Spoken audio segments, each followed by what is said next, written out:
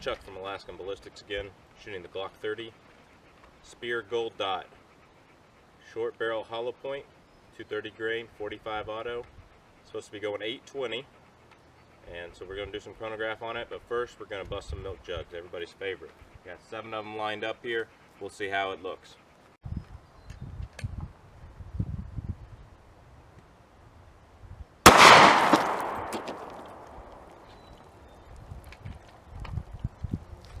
Got soaked.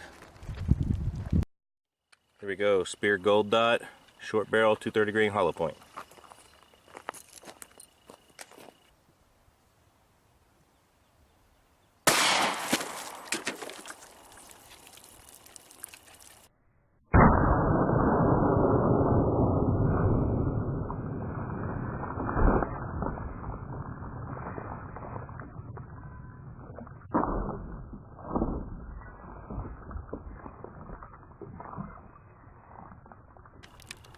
Alright, so looking here at the damage, it went clean through the first one, ripping it.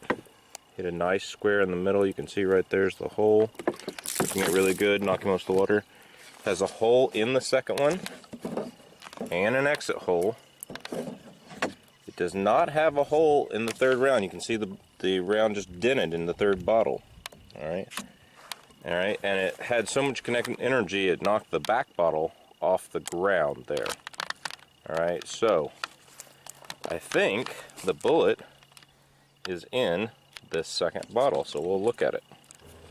Here we go. Here's the 230 grain short barrel Hollowpoint from Speer, fired out of the Glock at Glock 30 at milk jugs. It only went through 2.